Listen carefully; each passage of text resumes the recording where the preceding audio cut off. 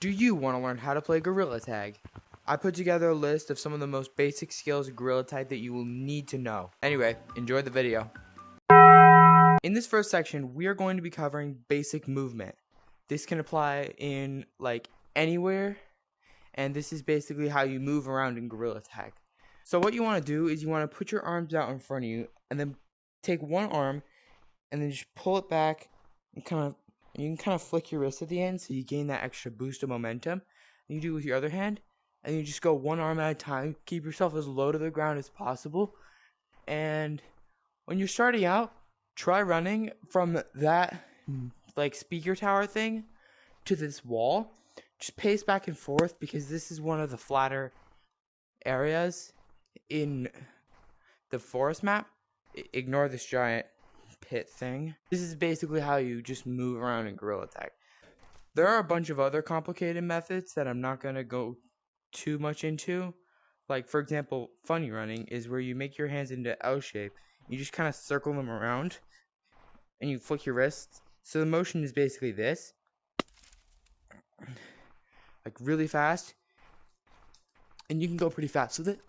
But yeah, that's more advanced, so while you're just starting out, definitely start practicing pacing from this tower to that wall over there. For pinch climbing, I'd suggest trying it here. This is called double walls, and it's the best place to practice.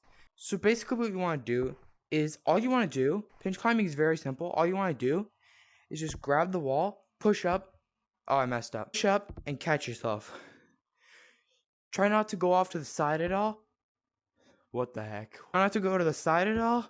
Just push straight up and catch yourself. You can go as high as you want on this, but I'd say just try making it up to the top of double walls for your first few tries. And then you can try it on some other stuff like I don't know. I think you could try out some other stuff like maybe trees or something. Like this one here, for example, it's pretty flat, so you could just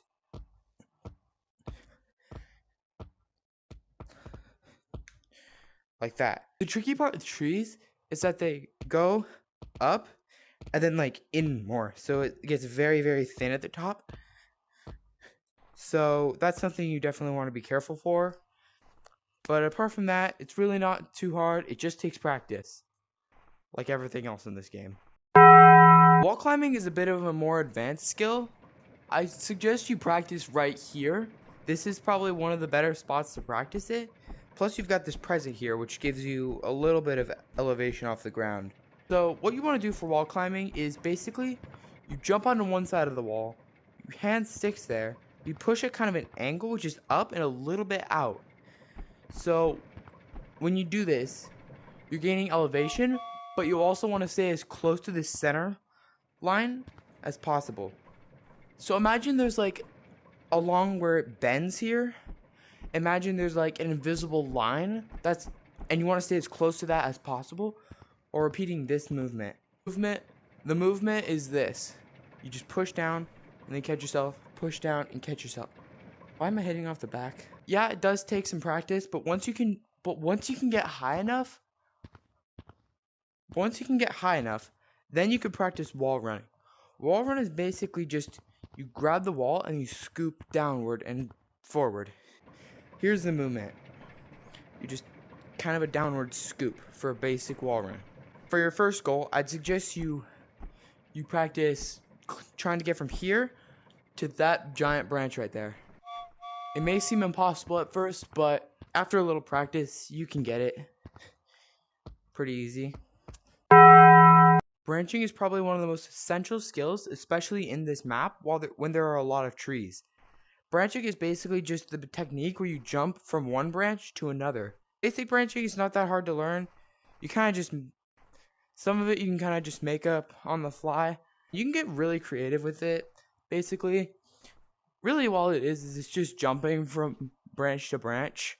You can combine things you already know in there, like wall bouncing to get up to this branch from that branch. You can also use these platforms Branching is a very intermediate skill, and it's pretty tricky to learn, but once you got the hang of it, it can get you out of some really tight situations. So juking is one of the most effective mechanics in Gorilla Tag. Basically what it is if you're getting chased by a lava monkey, you do a series of unexpected moves to confuse the lava monkey, and they can't tag you. So one of the most basic jukes is called the slide juke, involving this slide right here, in case you couldn't tell. Basically all you want to do is jump through it, and you're able to do this since your hand, your body, and your head are the only parts of your body that have hitboxes, not your hands, so you can just pass through your hands. Objects can like pass through your hands, such as the slide. That's why this mechanic works. Get used to jumping so that your hand lands right about here, and once that happens, you just swing your body around. It's one of the most basic methods in Gorilla Tag, and it works a lot of the time. Another way to juke people out is if you're getting chased, start moving side to side by pushing your arms, similar to the wall climb method, but like on the ground, and this will definitely confuse them a bit. So if you come into this stump here, and then you come in, this is basically where you'll spawn every single time that you rejoin the game, unless you haven't completed a tutorial, and these will lead to all the different maps. Down this hole, you can go to the caves map. This path, you can go to canyons, and then if you come this way, you can go to the store. So if you walk through this hallway, down there is another map, and here is the city map where you can buy a ton of cosmetics. These are going to be the seasonal ones. These are only here for this season, and they'll probably come back as like a flashback sale, but we don't know.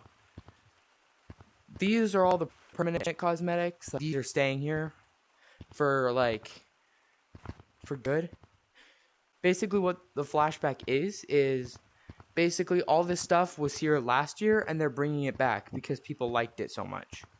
If you see a cosmetic that you like but you're not entirely sure how it would look on you, you just click add to cart, and then if you come over here, right here you'll see there's a mirror, and it'll show every single item you have on your cart. There's a limit of items. It's up to like, let's see, 3, 4. You can hold up to 12 things in your cart. If you put more in your cart, the first thing that you put in your cart will just be removed from your cart, and you can just go back and add it later. So it'll show all the cosmetics you have. You can just click try on, and it'll show the cosmetic on your character, and it'll like move the exact way you move and all that. So if you decide that you like this, what you're gonna want to do is you're gonna want to come over here to the self-checkout, select the item you like. I already own this item. Here, I can show you on a different item. Yeah, like this. I don't have that.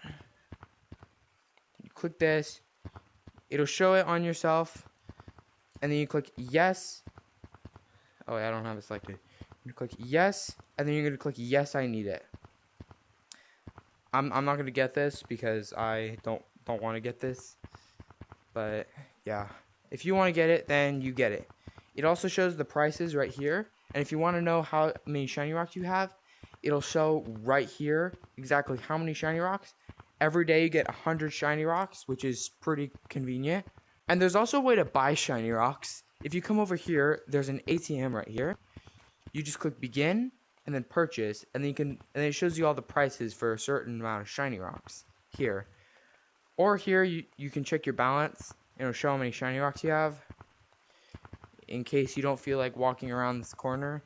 So that covers pretty much anything you're going to need to know as a new Gorilla Tag player. So hit that subscribe button.